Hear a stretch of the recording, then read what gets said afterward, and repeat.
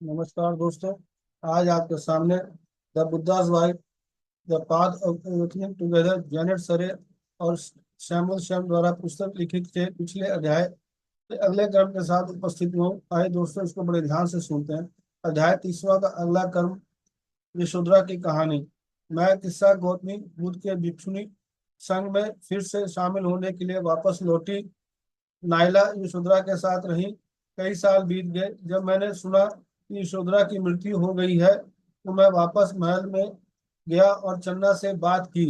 वह शरीर से बूढ़ा हो गया था, पहले से कहीं ज्यादा विकृत, लेकिन उसकी आत्मा मजबूत थी। उसकी आंखें, जिन्होंने सब कुछ देखा था, अभी भी एक बच्चे की तरह ही आशा और खुशी से भरी हुई थी। चन्ना ने कहा, यशोधरा नायला के साथ यहाँ चुपचाप रहती थी। वह उन लोगों को अपनी शिक्षा देती थी जो उससे पूछताछ करने आते थे। जब उनसे अक्सर संघर्ष में रहने वाले अन्य समुदाय में जाने के लिए कहा जाता था तो वह करुणा, अहिंसा और शांति रक्षा मंडलियों के बारे में अपनी बुद्धि साझा करने के लिए भी जवाब देती थी। उसने ध्यान से सोचा, इन वर्षों में यशोधरा के बारे में जो सबसे सुंदर, या उनकी सुनने की क्षमता की गहराई जो समुद्र जितनी गहरी और गंगा के विशाल मैदानों पर आकाश के विस्तार जितनी विस्तृत थी। एक ऐसे व्यक्ति की सुनने की क्षमता जिसने बहुत पीड़ा को जाना है, जो महान प्रेम और हानि से गुजरा है और शांति से आया है। उसने सभी की गहराई से सुनी, सही सुनी या बुद्धिमानी से सुनना।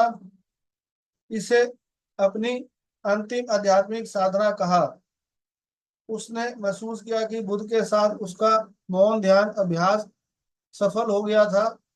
खुलकर सुनना, प्रत्येक क्षण, प्रत्येक संबंध की संपूर्णता में बार बार आना, अनकही बातों को सुनना, वाणी के पीछे का मौन, वह स्थान जो शब्दों को जन्म देता है और वास्तविकता जो शब्दों से परे है, करुणा के गहरे कुएं से निकलती है और वापस उसी से विलीन हो जाती है। हमारे भीतर, हमारे चारों ओर, हमारे बीच ब्रह्मांड के हृदय में प्रेम का धर्म। उसने कृतज्ञता में कई बार धीरे धीरे अपना सिर हिलाया।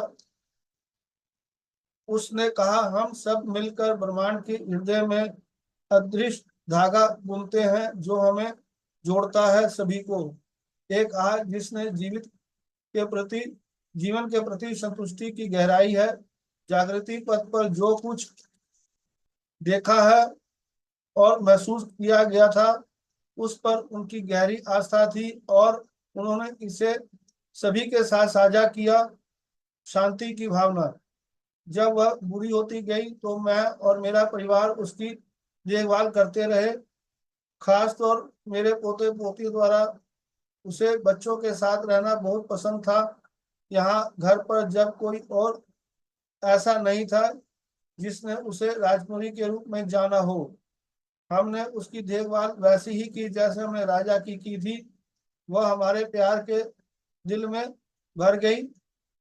हम सभी शांति से थे। वह कुछ देर रुका और आंखों में आंसू भरकर धीरे से बोला, उसने अपने बेटे राहुल या सिद्धार्थ को फिर कभी नहीं देखा। अपनी मृत्यु से पहले यशोधरा का भविष्य दिखाई दे रहा था। उसने एक भविष्यवाणी की। चन्ना स्तब्ध था, उसकी आंखें चमक रही थी, मानो वह भी भविष्य देख रहा हो। उसकी भविष्यवाणी यह थी कि हालांकि आज इस साझा माल के पूर्ण रूप से खिलने के लिए परिस्थितियां परिपक्व नहीं है, लेकिन बीज बोए जा चुके हैं। मुझे नहीं पता कि कब, लेकिन कभी ना कभी ये अंकुरित होंगे, कलियां खिलेंगे। एक समय आएगा। जहां तक मेरी बात है, किस्सा गौतमी, मेरा जीवन जल्द ही समाप्त हो जाएगा। अब तुम्हारे बिना यशोधरा की कहानी और शिक्षाएं दुनिया से गायब हो जाएंगी। इसे सुनो, इसे याद रखो और इसे आगे बढ़ाओ। और मुझे ऐसा सुना है दोस्तों ये अध्याय यहीं तक। कल फिर आपके साथ नए अध्याय के साथ उपस्थित होंगे। धन्यवाद, थैंक यू।